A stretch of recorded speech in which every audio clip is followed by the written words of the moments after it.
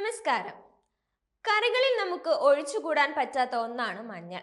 ഇതിന്റെ anti inflammatory, anti oxidant ഗുണങ്ങൾ ആരോഗ്യത്തിന് നൽകുന്ന സംഭാവന ചെറുതൊന്നുമല്ല. മഞ്ഞളിലെ കുറുക്കുമീൻ തലച്ചോറിന്റെ പ്രവർത്തനം മെച്ചപ്പെടുത്തുകയും മസ്തിഷ്ക രോഗങ്ങളുടെ അപകട സാധ്യത കുറയ്ക്കുകയും ചെയ്യുന്നുണ്ട്. കരളിന്റെ പ്രവർത്തനം മെച്ചപ്പെടുത്താനും ഇതിന് കഴിവുണ്ട്. ഇന്ന് കടകളിൽ നിന്നും വാങ്ങിക്കാൻ കിട്ടുന്നത് മഞ്ഞളല്ല, വെറും മഞ്ഞപ്പൊടി മാത്രമാണെന്ന് എല്ലാവർക്കും അറിയാം. ഈ പൊടിയുടെ നിറവും മണവും രുചിയും അളവും കൂട്ടാൻ കൃത്രിമ രാസവസ്തുക്കൾ വ്യാപകമായി ഉപയോഗിക്കപ്പെടുന്നുണ്ട്. ജനപ്രിയ ബ്രാൻഡുകളിൽ പോലും മായം കലർന്നതായി വാർത്തകൾ വരാറുമുണ്ട്. ഇതിനുള്ള പരിഹാരം സ്വന്തമായി മഞ്ഞൾ ഉണ്ടാക്കിയെടുക്കുകയോ അല്ലെങ്കിൽ പ്രാദേശിക കർഷകരിൽ നിന്നും സംഭരിക്കുകയോ ചെയ്യുക എന്നതാണ്. പച്ചമഞ്ഞൾ കഴുകി വൃത്തിയാക്കി ഉണക്കി പൊടിച്ചെടുക്കാവുന്നതാണ്. കേരളത്തിലെ കാലാവസ്ഥയിൽ മഞ്ഞൾ കൃഷി ചെയ്യാൻ വളരെ എളുപ്പമാണ്.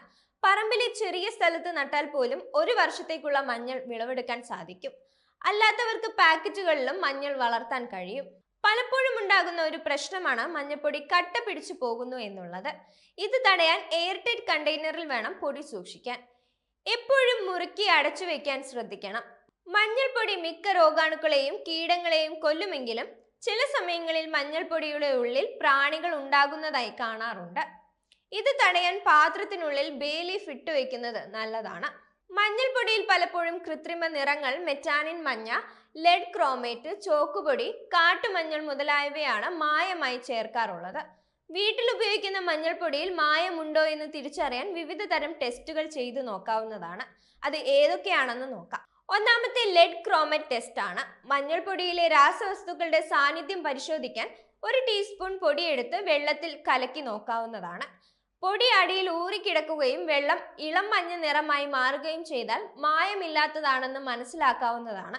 അതേസമയം മായം കലർന്ന മഞ്ഞൾപ്പൊടി വെള്ളത്തിലിട്ടാൽ ഉടൻ കടും മഞ്ഞ നിറമാകും. രണ്ടാമത്തെ മെറ്റാനിൻ ടെസ്റ്റ് ആണ്. മഞ്ഞളുടെ നിറം കൂട്ടാൻ മെറ്റാനിൻ ചേർത്തിട്ടുണ്ടോ എന്നാണ് ഈ ടെസ്റ്റ് പരിശോധിക്കുന്നത്. ഒരു ടെസ്റ്റ് ട്യൂബിലേക്ക് 1 നുള്ളു മഞ്ഞൾപ്പൊടി ചേർത്ത് ഇതിലേക്ക് നേർപ്പിക്കാത്ത ഹൈഡ്രോക്ലോറിക് ആസിഡ് കുറച്ച് തുള്ളി ചേർക്കണം. നന്നായി കുലുക്കിയ ശേഷം ലായനി പിങ്ക് നിറമാവുകയാണെങ്കിൽ മെറ്റാനിന്റെ ശക്തമായ സാന്നിധ്യമുണ്ടെന്നാണ് ഇത് സൂചിപ്പിക്കുന്നത്. ഇത് ഭക്ഷ്യവിഷബാധ, വയറുവേദന, ഓക്കാനം, ദഹനക്കേട് എന്നിവയ്ക്ക് കാരണമാകാറുണ്ട്. അടുത്തതാണ് അന്നജ ടെസ്റ്റ്. 1 ടീസ്പൂൺ മഞ്ഞൾപ്പൊടി വെള്ളത്തിൽ തിളപ്പിച്ച് ഇതിലേക്ക് കുറച്ച് തുള്ളി അയഡിൻ ലായനി ചേർക്കണം.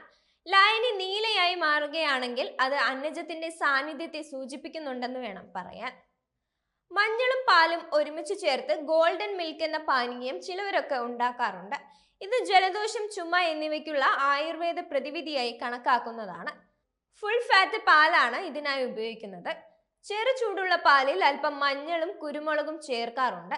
ഇത് സാധാരണയായി ഉറങ്ങുന്നതിന് അല്പം മുൻപാണ് എല്ലാവരും കുടിക്കാറുള്ളത്. ചിലപ്പോഴൊക്കെ ഇഞ്ചി, കറുവപ്പട്ടപ്പൊടി മുതലായ സുഗന്ധവ്യഞ്ജനങ്ങളും ഇതിൽ ചേർക്കാറുണ്ട്.